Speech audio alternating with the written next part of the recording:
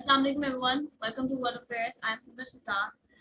Today we are going to see chapter 8A of Cooperative Societies Act. Last में हमने chapter 8 देखा था जिसमें लिक्विडेशन और आर्बिट्रेशन को डील किया गया था. तो इस चैप्टर को देखते हैं ये क्या है. इस चैप्टर का नाम है डिस्ट्रेंट.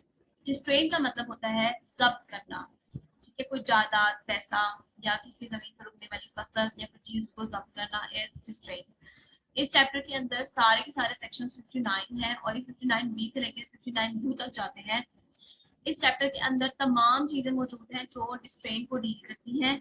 डिस्ट्रेन क्या है, इसका प्रोसेस क्या है, डिस्ट्रेन ऑफिसर के क्या जो है वो पावर्स हैं, डिस्ट्रेन कब हो सकती है और डिस्ट्रेन के बाद के प्रोसीजर्स क्या है और इस प्रॉपर्टी के साथ किस तरह जो है वो डील किया जाएगा जिसको डिस्ट्रेन किया जा रहा है. सबसे पहला सेक्शन जो है वो 59B है जो कि डेफिनेशंस को डील करता है.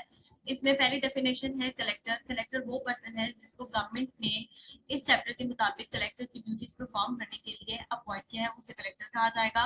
डिफॉल्टर वो पर्सन है जो कि जिसने सोसाइटी से कुछ डेट लिया है या आउटस्टैंडिंग डिमांड उस पर ड्यू है या उस पर्सन का लीगल रिप्रेजेंटेटिव है जिसने ये पैसा लिया है. फाइन. 59 सेक्शन सी के मुताबिक रिकवरेबल है. मजीद ये कह रहे हैं कि वर्ड्स और एक्सप्रेशंस जो यहाँ यूज हुए हैं उनके वही मतलब और डेफिनेशंस दी जाएंगी जो सिंध लैंड रेवेन्यू कोड 1879 के अंडर मौजूद है. और अगर ये लॉ वहाँ नहीं चलता तो वहाँ जो कानून चल रहा है लैंड रेवेन्यू के हवाले से तो उससे ये इस्तेलाहात ली जाएंगी. 59 सेक्शन सी कह रहा है cases in which the application made for distrain. ठीक है, अब वो कौन सा पर्सन है जिससे डिस्ट्रेन की जाएगी, एप्लीकेशन जो है वो दी जाएगी, वो कौन से केसेस हैं. तो ऐसा पर्सन जिसने सोसाइटी से पैसे लिए हैं, वो मेंबर है सोसाइटी का, पास मेंबर है और पैसे नहीं वापस करा, कोई भी आउटस्टैंडिंग डिमांड या डेट. या फिर ऐसी सोसाइटी जिसको रजिस्ट्रार ने सेक्शन 34 के सब सेक्शन 1 के मुताबिक ऑथोराइज किया है कि वो नॉन मेंबर्स को लोन दे और उसने दे दिया और वो पर्सन अब वापस नहीं कर रहा. तो कानून के मुताबिक जो भी हल था वो करने के अलावा भी रजिस्ट्रार को एक एप्लीकेशन दी जा सकती है जिसमें एक रिक्वेस्ट की जा सकती है कि जो डिफॉल्टर है उसके पास एक जमीन है, उस जमीन पे एक क्रॉप या प्रोड्यूस उग रही है, उसको जब्त करके हमारे पैसे हमें वापस किए जाएं. वो क्रॉप जो है वो या तो ग्रो कर रही हो सकती है या कर चुकी हो सकती है, गैदर्ड हो सकती है या अनगैदर्ड हो सकती है.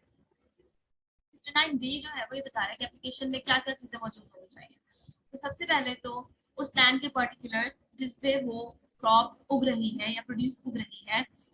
तो पर्टिकुलर्स में क्या है, वो कैसे पानी से सैराब होती है, वो किस तरह जो है वो क्या चीजें प्रोड्यूस कर सकती है, वो नहरी पानी से सैराब हो रही है, बारिश के पानी से सैराब हो रही है, इस तरह के पर्टिकुलर्स. फाइन. डिफॉल्टर का नेम मेंशन करना है. डिटेल्ड अकाउंट जो है डेट और आउटस्टैंडिंग डिमांड की मेंशन करनी है जो कि सोसाइटी को अदा की जा रही है, यानी कि कितने पैसे हैं, कितनी किस्तें हैं, कितना अरसा हो गया कि वो पैसे वापस नहीं आ रहे, इस तरह की बातें. नेचर और approximate value of the crop और प्रोड्यूस टू बी डिस्ट्रेन. वो जो क्रॉप है उसकी क्या नेचर है, स्टोर हो सकती है, नहीं हो सकती, और अप्रोक्सीमेट वैल्यू क्या है.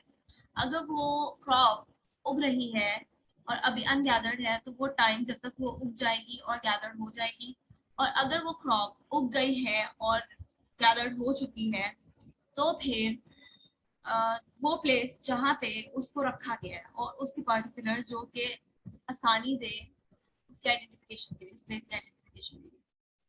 ये जो एप्लीकेशन है ये साइन और वेरीफाई होगी CPRC 1908 के साइनिंग और वेरिफिकेशन प्लांटिव की प्रोविजंस के मुताबिक.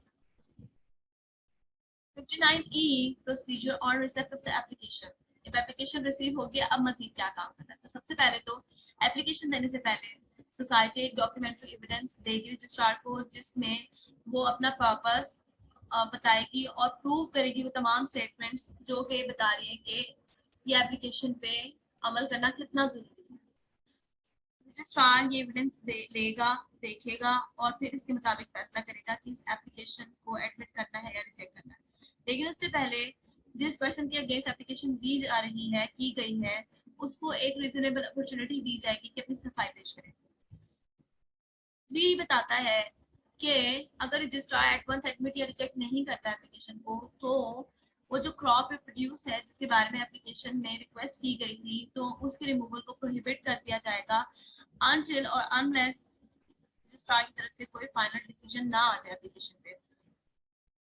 नंबर 4 कह रहा है कि जो प्रोड्यूस और क्रॉप है उसके लिए रिस्ट्रेनिंग के ऑर्डर्स आ गए हैं, लेकिन उसके गैदर्ड और रीप होने में अभी एक बहुत लंबा अरसा मौजूद है, तो रजिस्ट्रार उन ऑर्डर्स को एक नए ऑर्डर के जरिए तब तक के लिए सस्पेंड कर देगा जब तक उसको लगता है कि इस फसल के गैदर और रीप होने का टाइम बेस्ट है। ठीक है, तो एक नया ऑर्डर पास करेगा और अपने पहले ऑर्डर को सस्पेंड कर देगा उस टाइम तक के लिए जब तक उसको लगता है बेस्ट है। नेक्स्ट क्या है, सबसेक्शन सी और सबसेक्शन 4 के मुताबिक किए गए ऑर्डर सर्व और पब्लिश प्रिस्क्राइब रूल के मुताबिक होंगे। नंबर 6 बता रहा है कि अगर कोई पर्सन सबसेक्शन 4 के अंडर दिए गए अहकामात को रोकने की कोशिश करता है, ठीक है, एग्जीक्यूट नहीं होने देता या एग्जीक्यूशन के रोकने में किसी पर्सन की हेल्प करता है, तो वो लायबल होगा और इंक्वायरी होगी उसकी कलेक्टर की तरफ से, और फिर वो कन्विक्ट होगा और उसको फाइन होगा जो कि डबल द अमाउंट होगा उस पैसे का जो कि सोसाइटी ने रिकवर कर। ठीक है, और ये पैसा लैंड रेवेन्यू के रियर्स के तौर पे रिकवर किया जाता है। रियर्स का मतलब होता है बकाया जाता। 59F बताता है कि एग्जीक्यूशन ऑफ ऑर्डर फॉर डिस्ट्रेन के ऑर्डर्स आ गए, रजिस्ट्रार कलेक्टर को एग्जीक्यूशन के ऑर्डर्स की कॉपी देगा और वो तमाम पर्टिकुलर्स बताएगा जो कि रूल्स के मुताबिक जरूरी है। जैसे ही कलेक्टर को ऑर्डर मिल जाएंगे, ऑर्डर एक पर्सन को अपॉइंट करेगा कि वो उस जगह पे पहुंचे जहां वो फसल उग रही है या वहां जहां ये फसल या प्रोड्यूस रखी गई है और इसको जब्त कर ले। ठीक है, वो खुद से जब्त कर लेगा डिस्ट्रेनिंग ऑफिसर, या फिर उसके बिहाफ पे किसी और पर्सन से, अपने बिहाफ पे किसी और पर्सन से डिस्ट्रेन करवाएगा। और डिस्ट्रेनिंग ऑफिसर जो है वो एक नोटिफिकेशन पब्लिश करेगा जो कि रूल्स के मुताबिक होगा। अगर कोई ऐसी क्रॉप या प्रोड्यूस है जो कि स्टोर नहीं की जा सकती, तो उसके रीप और गैदर होने से 20 दिन पहले, ठीक है, 20 दिन पहले, उससे कम का अरसा नहीं हो, 20 दिन पहले के वक्त में उसको जब्त करेगा। 59G ये बता रहा है service of notification of demand and the grounds of distrain. तो अब जब गया है डिस्ट्रेनिंग ऑफिसर डिस्ट्रेन के लिए, तो वो डिफॉल्टर को सर्व करेगा एक नोटिस जिसमें बताया जाएगा कि कितनी अमाउंट है जिसकी वजह से मतलब कितनी अमाउंट है जो जब्त करनी है उस पर्सन से। ठीक है, दूसरी बात ये बताएगा कि किन वजूहात की वजह से ये पैसे चाहिए, क्यों डिस्ट्रेन हो रही है, ये प्रॉपर्टी क्यों डिस्ट्रेन हो रही है। ये जो है नोटिफिकेशन और स्टेटमेंट ये प्रेस्क्राइब मैनर के मुताबिक सर्व किए जाएंगे। 59H right to reap etcetera produce, तो ये बताता है कि कलेक्टर ने जब डिस्ट्रेनिंग ऑफिसर को डिस्ट्रेन के ऑर्डर दे दिए हैं तो उसी में मेंशन करेगा या फिर एक नया ऑर्डर देगा जिसमें मेंशन किया जाएगा कि जो डिफॉल्टर है वो reap gather store of the produce और द क्रॉप और कोई दूसरे नेसेसरी एक्ट्स जो कि इस क्रॉप और प्रोड्यूस के मैच्योरिंग और प्रिजर्विंग के लिए जरूरी है, उनके लिए जो इकदाम लेगा, मतलब डिफॉल्टर को मेंशन कर देगा कि आपने ये काम करना। अगर डिफॉल्टर ये काम नहीं कर पाता तो इन तमाम कामों के लिए डिस्ट्रेनिंग ऑफिसर अपॉइंट करेगा किसी दूसरे पर्सन को, ठीक है, जो कि ये काम करेगा, ये तमाम एक्ट्स करेगा, और इस पर्सन के पैसे भी, इस पर्सन की फी भी फिर डिफॉल्टर के पैसों से ही ली जाएगी। डिफॉल्टर से जब पैसा रिकवर किया जाएगा तो उसमें इस पर्सन की फी भी शामिल होगी। नेक्स्ट क्या है, जो क्रॉप और गैदर जो प्रोड्यूस रीप और गैदर की जा रही है उसका इंचार्ज वो डिफॉल्टर ही मतलब उसका इंचार्ज जो है वो डिस्ट्रेनिंग ऑफिसर या फिर डिस्ट्रेनिंग ऑफिसर की तरफ से अपॉइंट किया हुआ पर्सन ही होगा। 59I बता रहा है sale proclamation to be issued unless demand is satisfied. तो आपने जब्ती तो कर ली और अगर डिफॉल्टर पैसे नहीं पे कर पाता उस जब्ती के बाद भी, तो अब डिस्ट्रेनिंग ऑफिसर एक लोकल लैंग्वेज में प्रोक्लेमेशन पब्लिश करेगा जो कि बताएगा कि एक प्रॉपर्टी है हमारे पास, उसकी पर्टिकुलर्स बताएगा कि ये डिस्ट्रेन हुई है, डिमांड अमाउंट बताएगा कि हमें इतने पैसे चाहिए, और प्लेस बताएगा कि इस जगह, इस दिन, इस वक्त ये पब्लिक ऑप्शन के लिए डिस्ट्रेन प्रॉपर्टी प्रेजेंट की जाएगी। और ये जो नोटिफिकेशन आएगा ये 3 दिन से कम के अरसे बाद, मतलब इस ऑप्शन जो है 3 दिन से कम के अरसे में नहीं होनी चाहिए और 7 दिन के बाद नहीं होनी चाहिए। मजीद ये कि अगर कोई क्रॉप है जो कि स्टोर हो सकती है और अभी वो स्टोर नहीं हुई, डीप होकर स्टोर नहीं हुई, तो ऐसा डे रखा जाएगा जो कि उस क्रॉप के स्टोर होने के बाद हो। नेक्स्ट ये है कि ये प्रोक्लेमेशन उस गांव में, जिस गांव के करीब या जिस गांव में उस जायदाद की जब्ती हुई है, ढोल की थाप से, मतलब एक प्रॉपर ऐलान किया जाएगा, ठीक है, ऐलान किया जाएगा कि प्रॉपर्टी सीज हुई है, इस दिन होगा जो ऑक्शन, प्रोक्लेमेशन ढोल की थाप पे प्रेजेंट किया जाएगा। और प्रोक्लेमेशन के ऑर्डर्स की एक कॉपी जो है वो पब्लिक प्लेस पे या मुख्तार कार के ऑफिस में फिक्स कर दी जाएगी, चस्पा कर दी जाएगी। 59J, place of the cell, कि अब ये ऑक्शन के लिए जो जगह होगी ना, वो जगह होगी जिसके करीब या जिस पर क्रॉप उग रही है। अगर क्रॉप उग रही है और काश्त नहीं हुई तो उस जगह पे जहाँ ये क्रॉप उग रही है उसकी जगह के करीब।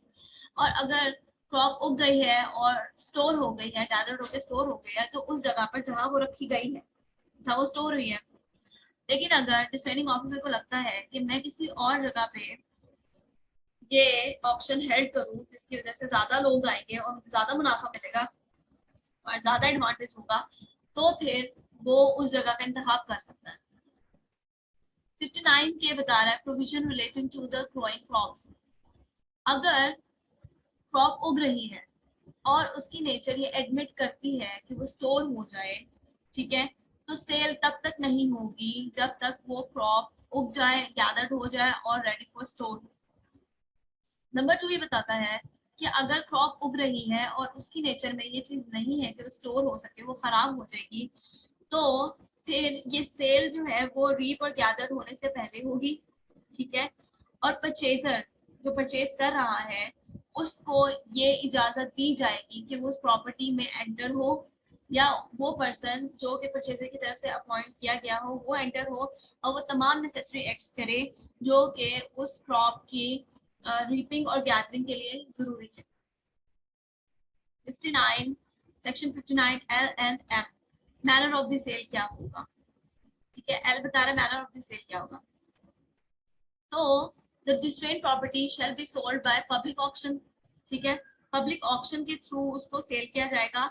अच्छा, पब्लिक ऑक्शन के थ्रू सेल किया जा रहा है, एक ही लॉट में सेल भी किया जा सकता है और काफी सारे लॉट्स में भी सेल किया जा सकता है, जैसा ऑफिसर जो ऑप्शन होल्ड कर रहा है उसको लगे सही है, ठीक है।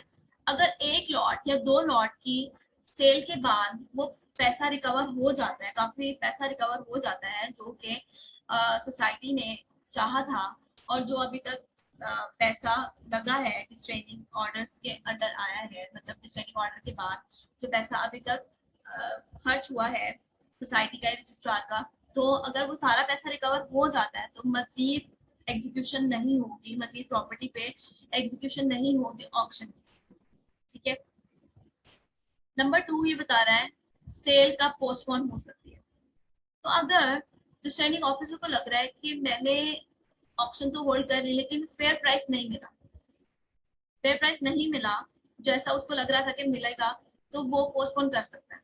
या अगर ऑनर ऑफ द प्रॉपर्टी चाह रहा है या उसकी तरफ से कोई और पर्सन जो ऑथोराइज हुआ है इस चीज के लिए वो चाह रहा है कि सेल को पोस्टपोन कर दिया जाए, तो सेल को नेक्स्ट डे के लिए पोस्टपोन किया जाएगा और नेक्स्ट डे फिर जितनी भी प्राइस मिलेगी वो रख ली जाएगी, चाहे वो कम हो या ज्यादा हो, उस दिन ऑप्शन लाजमी हेल्प की जाएगी।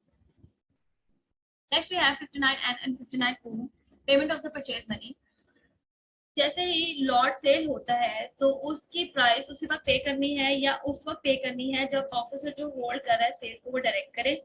अगर वो पर्सन जिसने परचेज किया है वो पेमेंट नहीं कर पाता तो उसको दोबारा सेल कर दिया जाएगा और इसके ऊपर मजीद उठने वाला खर्चा इसी पर्सन से लिया जाएगा जो डिफॉल्ट कर गया है, डिफॉल्टिंग परचेजर है, ठीक है। लेकिन उससे पहले कलेक्टर को सर्टिफाइड किया जाएगा कि इतने पैसे बन रहे हैं, दोबारा रीसेल करने का। नेक्स्ट क्या है 59 को, वो ये बताता है कि जब एक पर्सन परचेज कर लेगा एक प्रॉपर्टी को या वो क्रॉप को, तो फिर उसको एक रसीद दी जाएगी, एक सर्टिफिकेट दिया जाएगा जो कि प्रूफ होगा इस चीज का कि इस पर्सन ने पेमेंट भी दे दी है और ये चीज अब इससे बिलोंग करती है। Section 59B and 59Q, proceeds of the sale how to be applied, कि अब जब सेल हो गई है और पैसे आ गए हैं तो अब इनको किस तरह यूज किया जाएगा। तो सबसे पहले तो सोसाइटी के जितना पैसा रिकवर करना था वो सोसाइटी को दिया जाएगा। फिर अभी तक डिस्ट्रेनिंग के लिए और सेल के लिए, ऑप्शन के लिए जितना खर्च उठा था वो रिकवर किया जाएगा। नंबर 3, जो सरप्लस रह गया है वो उस पर्सन को दे दिया जाएगा जिसकी प्रॉपर्टी सेल की थी। नेक्स्ट क्या है हमारे पास कि जो कॉस्ट है डिस्ट्रेन की और सेल की वो एस्टिमेट कौन करेगा, वो executive of district officer revenue ये करेगा और ये गवर्नमेंट की तरफ से ऑथराइज होगा। ठीक है। 59Q वही बताता है कि certain person may not purchase, कौन कौन से लोग परचेज नहीं कर सकते। तो कोई भी ऑफिसर और पर्सन जो के डिस्ट्रेन और सेल के कनेक्शन में कोई ड्यूटी परफॉर्म कर रहा है वो इसको परचेज नहीं कर सकता, या फिर सोसाइटी का कोई ऑफिसर या सर्वेंट इसको ना ही इसको परचेज कर सकता है, ना ही डायरेक्टली इनडायरेक्टली अटेम्प्ट कर सकता है कि वो इसमें से कोई इंटरेस्ट या कोई फायदा हासिल करे इस प्रॉपर्टी की सेल से। 59R वो ये बताता है कि procedure where demand is paid before the sale, जब्त हो गई चीज और अगर उसकी पेमेंट नहीं आती तो ऑक्शन होगा, लेकिन अगर जब्त होने के फटाफट बाद पैसे आ जाता है डिफॉल्टर की तरफ से या किसी और पर्सन की तरफ से जो कि डिफॉल्टर के बिहाफ पे पैसे दे रहा है, तो वो पैसे कलेक्टर को दे दिए जाएंगे। ठीक है, उसी वक्त। और वो पैसे एक्चुअली में वो होने चाहिए जो कि सोसाइटी ने रिकवर करने थे और अभी तक जितना खर्च आया, ठीक है, अभी तक जिस ट्रेनिंग पे जितना खर्च आया वो सारा कुछ भी पे करना होगा। जैसे ये पैसे आ जाएंगे तो मजीद जो है जब्ती छोड़ दी जाएगी और ऑक्शन नहीं होगी। ठीक है, और ये पैसा कलेक्टर को दे दिया जाएगा। ये कलेक्टर अपने पास पैसा 1 महीने तक रखेगा और फिर 1 महीने बाद वो सोसाइटी को पे कर देगा। ठीक है, इसने अप्लाई किया था डिस्ट्रेन के लिए, लेकिन एक शर्त है कि अगर इस 1 महीने के दौरान कलेक्टर को एक नोटिस आता है किसी मतलब कोर्ट की तरफ से कि ये जो डिस्ट्रेंट थी इनलीगल थी और अब इसके लिए कंपनसेशन पे करनी है और जो सोसाइटी है वो उसने गलत किया है, उसे ऐसा नहीं करना चाहिए था, तो इस पेमेंट को सोसाइटी को नहीं दिया जाएगा और इस पैसे से वही किया जाएगा जो ऑर्डर कोर्ट की तरफ से आएगी। Sections 59S, 59G and 59U.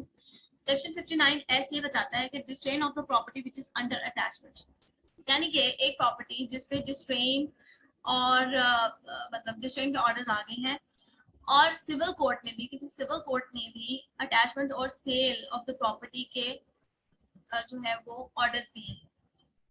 तो अब क्या होगा, अब डिस्ट्रेन के ऑर्डर्स प्रिवेल करेंगे, डिस्ट्रेन होगा और ऑक्शन होगा, लेकिन सरप्लस जो है वो अब उस पर्सन को नहीं दिया जाएगा जो ऑनर ऑफ द प्रॉपर्टी था, बल्कि कोर्ट की मर्जी के मुताबिक उस पर फैसला किया जाएगा। कोर्ट जो कहेगा वो किया जाएगा, जिसने अटैचमेंट और सेल के ऑर्डर्स दिए थे। 59G, suit for compensation for wrongful distrain and appeals. सबसे पहले तो कलेक्टर रजिस्ट्रार के अगेंस्ट कोई अपील नहीं की जा सकती क्योंकि उन्होंने अपनी मर्जी से कोई काम नहीं किया, उन्होंने सोसाइटी की एप्लीकेशन के ऊपर काम किया। ठीक है, तो यानी कि उस सोसाइटी या उस पर्सन के अगेंस्ट जो है वो सूट किया जा सकता है जिसने एप्लीकेशन की थी, और तब किया जा सकता है जब उसकी एप्लीकेशन कॉम्पिटेंट नहीं थी इस सेक्शन के मुताबिक। ठीक है, तो उससे फिर रिकवरी या कंपनसेशन मांगी जा सकती है। 59U, savings.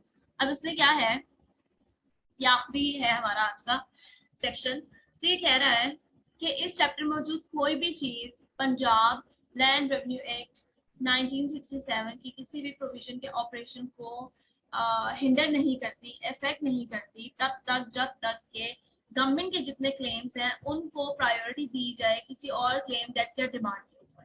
ठीक है, तो सिंपल इज दैट, ये था आज का हमारा चैप्टर, जो कि सारा का सारा रिस्ट्रेंट से डील करा है। वो कि आपको समझ आई होगी, और अगर कोई भी क्वेश्चन है, कोई भी क्वेरी है किसी भी चीज से रिलेटेड, तो आप मेरे से पूछ सकते हैं कमेंट सेक्शन में या फिर हमारे पेज पे। Thank you for listening. And अगर कोई है ऐसा जो कि अगेन रजिस्ट्रार, असिस्टेंट रजिस्ट्रार की पोस्ट के लिए प्रिपेयर करा है, तो काइंडली इसके साथ शेयर करें ताकि उस पर्सन का भी फायदा हो और मेरी एफर्ट का मुझे खूब मिल सके। Thank you so much. अल्लाह हाफिज़।